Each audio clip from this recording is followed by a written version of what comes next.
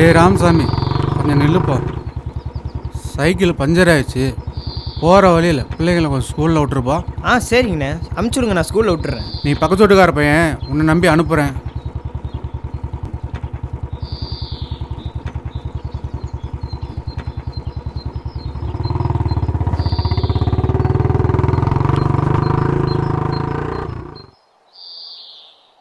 அம்மா உங்களுக்கு இப்போ பேட் டச் என்னன்றதை நான் உங்களுக்கு சொல்லித்தர போகிறேன்னா.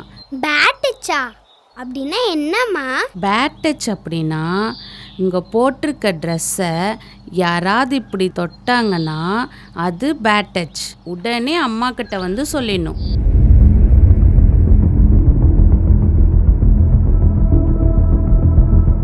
சரியா? அதுக்கப்புறம் இடுப்பு கீழே யாராவது இப்படி தொட்டாங்கன்னா அதுவும் பேட் டச் தான். உன் நெஞ்சுக்கிட்ட யாராவது இப்படி வந்து தொட்டாங்கன்னா உடனே அம்மா கிட்ட வந்து சொல்லணும்.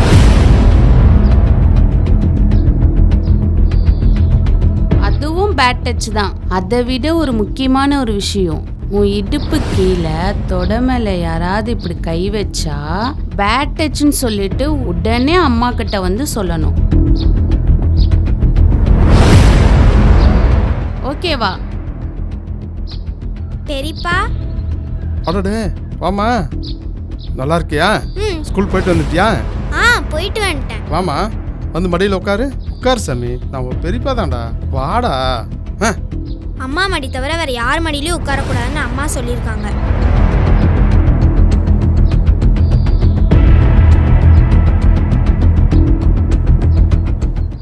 சார்.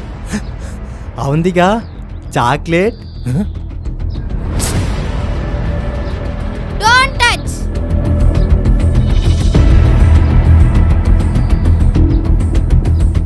ஏய் செல்லக்குட்டி, இந்தாங்க உங்களுக்கு ஒரு பென்சில்.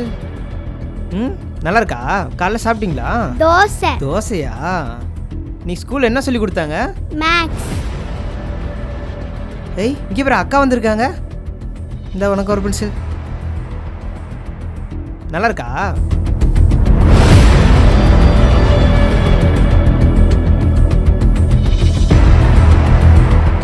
அண்ணா கையெடுங்க. உங்க அண்ணன் மாதிரி தான் நானு. அண்ணா கையெடுக்க சொன்னேன். குத்திட்டாடா புறாவல.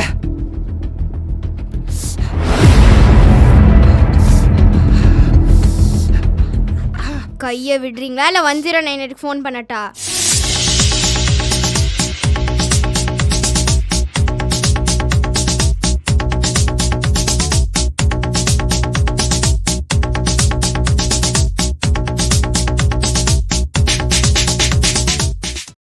அங்கிள், இன்னைக்கு உங்களுக்கு ஒரு குட்டி கதை சொல்லி தரட்டுமா? ஒரு காட்டில் புலி இருக்கும், யானை இருக்கும், முயல் இருக்கும், நரி இருக்கும், ஏன் எல்லா மிருகமும் இருக்கும். ஆனால் மிருகங்கள் எல்லாமே மனிதர்களாக மாற மாட்டாங்க. ஆனால் மனிதர்கள் எல்லாம் பொம்பளை பிள்ளையை பார்த்தா மிருகங்களாக மாறுவாங்க. அந்த மிருகங்கள்கிட்ட நம்ம எப்படி தப்பிக்கணும்னு சொல்லி தரட்டுமா? உங்களை யாராவது சாக்லேட் கொடுத்து உங்கள் மேலே தப்பாக டச் பண்ணா உடனே யார்கிட்ட சொல்லணும்? அம்மாட்ட சொல்லணும். உங்கள் அண்ணனாக இருந்தாலும் சரி, தம்பியாக இருந்தாலும் சரி, ஏன் உங்கள் மாமன், பெரியப்பன், ஏன் உங்கள் ஸ்கூலில் பாடம் சொல்லித்தர வாத்தியாராக இருந்தால் கூட யார்கிட்ட சொல்லணும்? அம்மாட்ட சொல்லணும். ஏன்னா அம்மா மட்டும்தான் உங்களோட வலியை புரிஞ்சிக்குவா. அம்மா சும்மா இருக்க மாட்டா.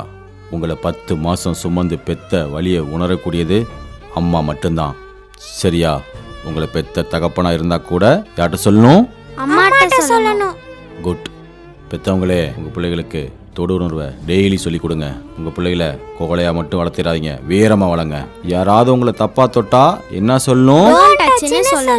குழந்தைங்களா, உங்களை யாராவது பேட் டச் பண்ணால் 1098 கால் பண்ணணும். என்ன நம்பர் கால் பண்ணணும்? 10